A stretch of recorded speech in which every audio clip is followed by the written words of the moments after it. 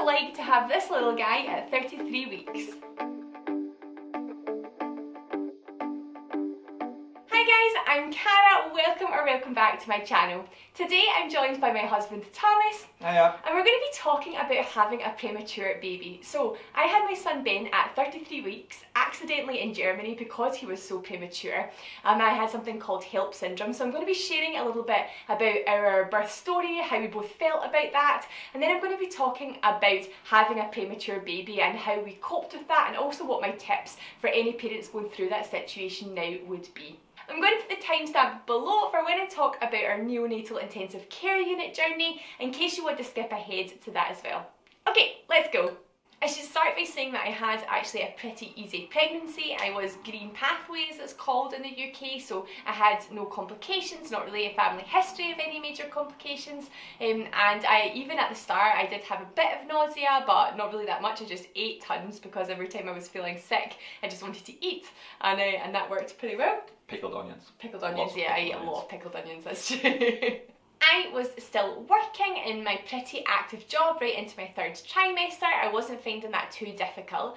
Ben was due at the end of September and I was running programmes here in July, and then due to fly out to Germany at the end of July to run programmes there, which would have meant that I was back in the UK with about 4 weeks before Ben was due, which we really thought wasn't going to be a problem. I had been to see the midwife. I had been given a certificate to say that everything was fine for flying. She'd done all the checks that were necessary, and just before the night before actually I was due to fly out, I started to feel a little bit unwell. I had a sore neck, and I also was feeling really nauseous and ended up actually being really sick. And I actually just put it down to exhaustion. I thought that I'd been working really hard and I genuinely had very little sleep, and I just thought my body's exhausted because I'm growing a little human. The next morning when I got up, I actually felt fine again. I still had a bit of a sore neck, but I thought again that was just something that I'd done to pull it when I'd been working. So we flew out to Germany and I felt fine for a few days. Maybe 3 days after being in Germany, I started to feel really unwell again. Now, I'd actually had really swollen ankles, so my ankles were huge, but I thought that's because it was like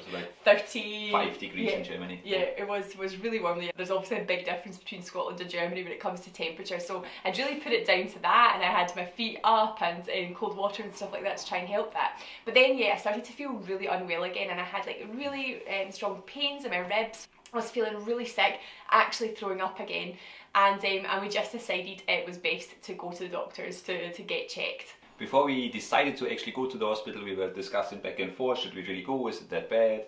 I'm a person who normally doesn't go to the doctor until it's like absolutely necessary, but with babies and pregnancy, I just learned, like, listen to the mother. If the mother says, like, I just think something's wrong, let's go get it checked.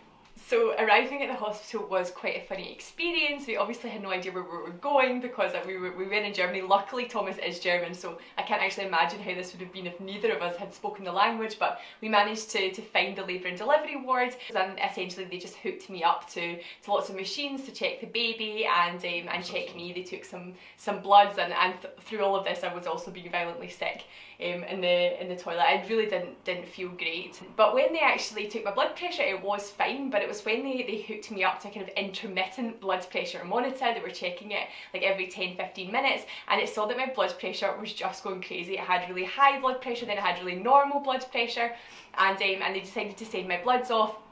And they came back pretty worrying. They said that, yeah, there definitely was something not right, but what they wanted to do was take more tests and see if it had deteriorated really quickly, but there was a chance that we were going to have the baby delivered by emergency C-section that night, which was obviously so shocking, something that we totally hadn't expected or even considered actually even going into the hospital. We had no idea it would be something that was that serious.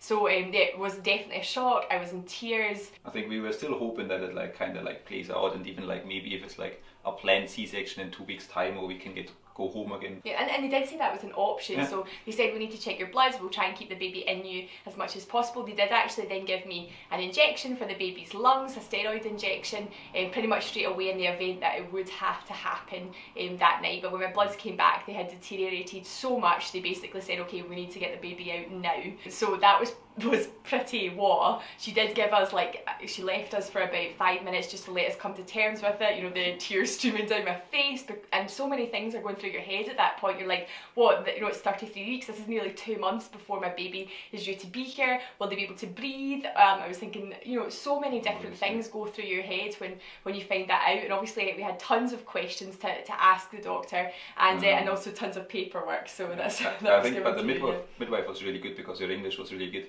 and she was super accommodating and helpful, and tried to reassure us as much as possible. Also told us about the risk, but was very factual and like explained everything very well in English, so there was also no struggle of like her telling me I haven't translated to you. Yeah, she was amazing. In fact, the doctor that was with us was also amazing. So they pretty much prepped me for surgery. They said that Thomas wouldn't be able to be there.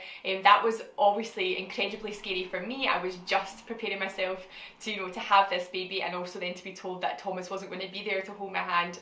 At this point I was also super freaking out because when the doctor arrived, she was obviously been on shift and was like in bed before, and the first thing she said when she arrived was like, oh, somebody get me a coffee, like I really need one. And I was like, there's like half asleep doctor is going to perform a C-section. I definitely felt super uncomfortable not being able to see what's happening, and also because they said like, oh, you don't want to be in there, you don't want to see that. And I was like, oh, why not? It was really like an incredible feeling of like helplessness, because I couldn't do anything. And once they've actually like carried Kara into like the operation theatre, I was just like waiting in the room, pacing back and forth. So they took me into the kind of emergency theatre, and they had given me a spinal. However, when they actually started to work, I could still feel it. They later told me that that's actually quite common if you're super stressed, because the adrenaline is essentially stopping that working, and they did end up giving me a general anaesthetic, so I was knocked out for the whole process. When I woke up, I don't even know how many hours later that was. The stars told a blur, but just so many things start to go through your head. Then you wake up, but you're not really 100% aware of what's going on, and you know that you've had a baby, and you have so many questions about that. Thomas had said that one of the first things that I said was is he cute? Is he? It was like half shut eyes, still like totally unfocused. Is he cute? Yeah, and I don't remember saying that. He's gorgeous, he's super good. Oh, is he cute? Oh. And that just went on for like 3 minutes. And I should also say that we actually didn't know that we were having a boy, so that was really exciting and something really nice to hear from Thomas when I did actually come round and wake up. Actually, I did feel like he was a boy. I was in my heart 110% sure that he was a boy. So just before we got in, we discussed, you know, like, okay, we had 3 possible names. Yeah, we had 3 possible boy names and 3 possible girl names, and we pretty much narrowed it down to the one boy name just before we went in. We didn't actually even talk about the girl names, and I think that's just because I was so sure he was a boy. Yeah, so that was really nice to find out, and then you'd actually had the chance to see him. Yeah, I saw him before you, because in the theatre it was like the waiting room was right outside, so I actually heard him scream at some point, and there was like massive relief, because they were telling us it's really worrying at that point if they're so early, if they're able to breathe by themselves. So they did the C-section, he came out and he started crying right away, and then it took maybe like 15 minutes for them to do all the checks and check his pulse, and before I got to see him, and they just brought him out, and I got to hold his hand, and he like, and but I wasn't allowed to hold him yet, and they took 2-3 pictures so we could show Kara later. Then he was carried off again for like more checks and more tests, but it was like a super short, like getting to meet him for the first time. It was really nice.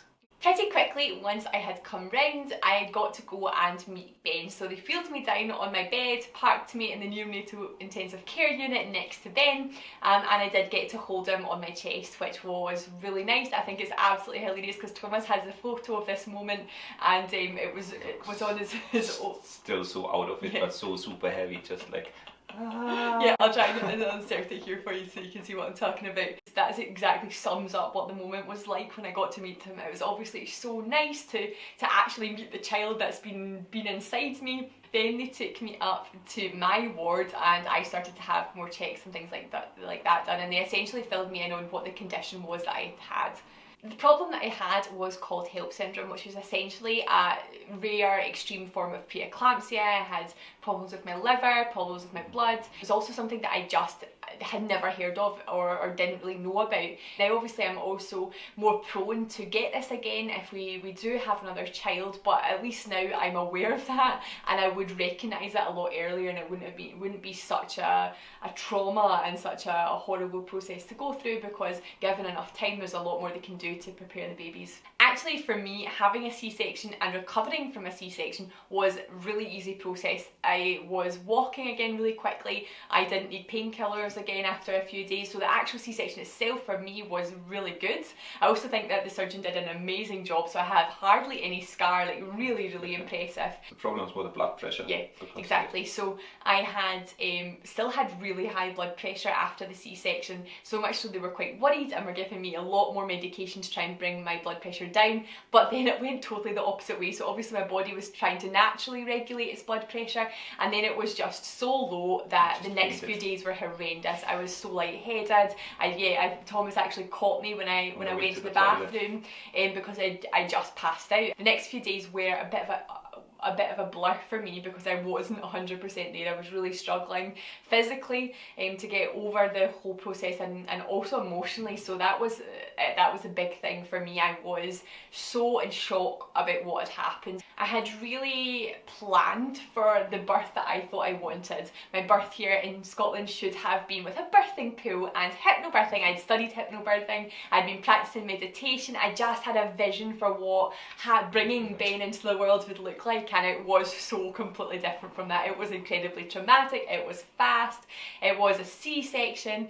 And going into a second pregnancy now, I would look at things really differently. So while I was pregnant, I really wanted to avoid a C-section at all costs. But actually, you know, now looking at it in hindsight, the C-section was great. Just whatever is necessary. Yeah, exactly. The most important thing is just having your healthy baby and doing what's best for it. And obviously I had absolutely no choice in the matter. Ben had to come out as quickly as possible, and now I see that as absolutely what had to happen. But at the time, I also blamed myself a lot and felt really guilty for the whole situation, which is stupid, but my emotions were really running wild. At that night, and also I think the next couple of days when Cara was still in bed and couldn't move and her blood pressure was still super high, I was really worried about Ben and Cara, and Cara was only worried about Ben. She had disregarded her own health completely, and the only thing she could think about is like the baby and what happened and if he's gonna be okay. And then I also had to go back to work the next day, and like just texted our team that we just had a baby, very surprisingly, and that I'll be back in the morning. But then I was basically popping back and forth between work and hospital. So that was difficult for you as well, trying to juggle. For the next 2-3 weeks. Yeah, trying to juggle both was definitely challenging.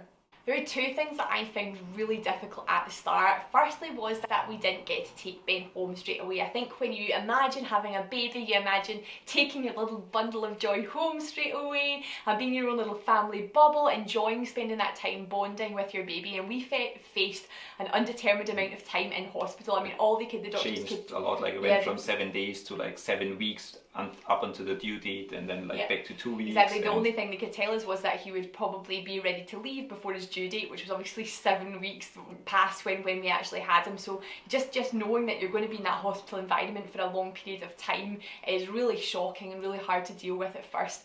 Secondly, I was also really convinced that I wanted to breastfeed Ben, and obviously he was very weak. He did have a few health complications, and I don't want to invade Ben's privacy by sharing those, but he was very much too weak to feed. He was actually tube fed for the first few weeks of his life as well. So knowing that I wasn't able to do that was super hard for me, and I kind of channeled a lot of my energy into pumping breast milk because I knew that was something that I could do, and it was in general breastfeeding for me actually ultimately was successful. And I think I'll do another video on that, because hopefully that would help a lot of people, inspire a lot of people that you can breastfeed with a premature baby. It's possible. But it needs determination. It needs determination, yeah. I think something also really hard, like because we didn't know how long it was last, Cara was spending like 24 hours in the hospital every day. Yeah, I actually got given a room. So after I was healthier, I got given a room on Ben's ward, which actually was amazing. And I don't think that's something that I would have had here in the UK, because obviously I would have lived close to the hospital, but because I was in another country, I did get a room there. Eventually Ben was also moved into the room with me.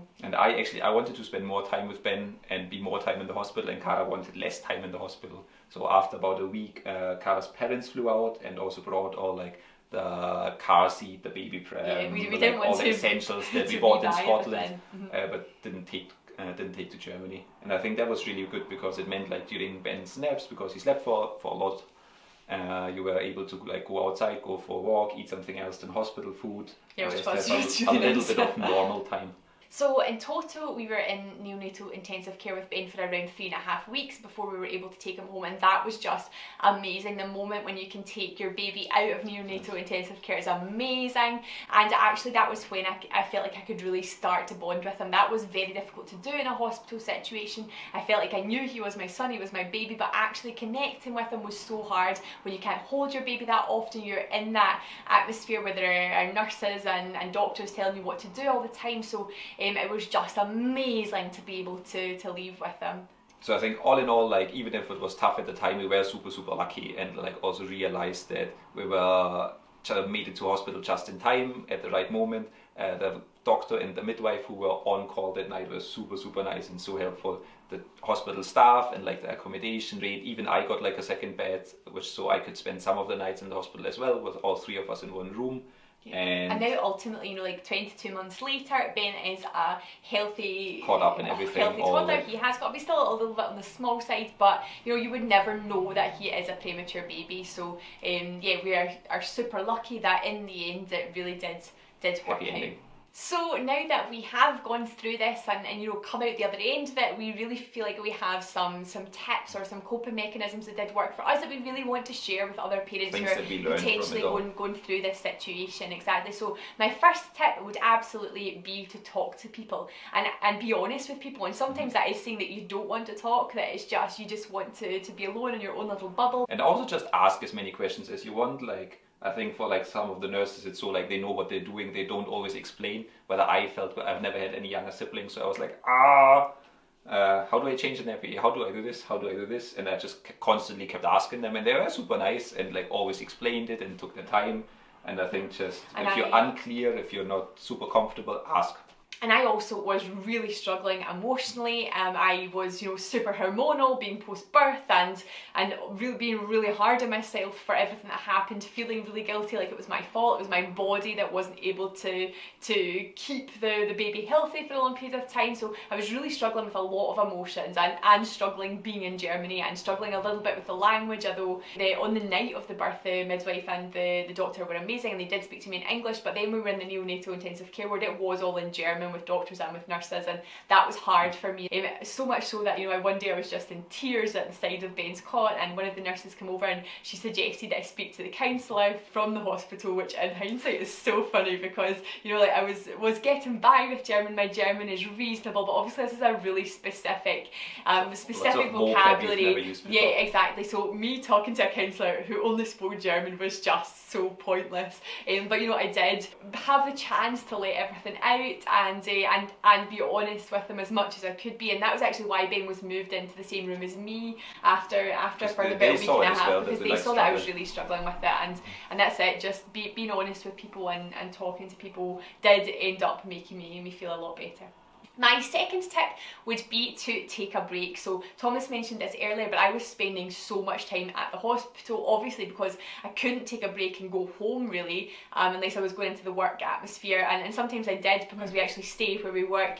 That actually I started to realise after the first 2 weeks that I needed to do that because I was going absolutely crazy being in the hospital. I did want to be with Ben so much, and I think that was a difficult thing because I knew if I left I might miss a feed or something, but you know, the nurses are totally capable of doing that, and yeah, I needed to take a break, and I think I realised that too late, that for my sanity I did have to leave, and I left the night for a whole night to go and stay where Thomas was working, where he should have been working, while Ben was having tests through the night, so he wasn't actually going to be in the same room as me anyway, and that was really good to just reconnect with Thomas because it had been a really stressful time for both of us, and just be somewhere different. And in hindsight, I know it's difficult to leave your baby at the side, but for you just have to do it, and it will make you feel better. And I also, for example, in order to do that, I did order a breast pump because we hadn't really thought about anything like that, but that meant that I could still pump breast milk, put it in the fridge and take that with me when I returned to the hospital, and you know, I had enough pumped for Ben in advance, so that also made that possible. My third tip would be to just accept that so much is out of your control. You know, when it comes to health, You just can't. Ben was ready to leave the intensive care unit when he was ready to leave. I couldn't make that go any faster. I just had to accept and let go that that was going to happen. Also just the medical judgment. Yeah, absolutely. And instead, I kind of tried to focus on what I could control, and for me, that was pumping breast milk. And so I was just fixated on the fact that I would breastfeed my child. That was something I could do to hopefully positively impact his health. And for me, it was just channeling energy into that thing that I could control.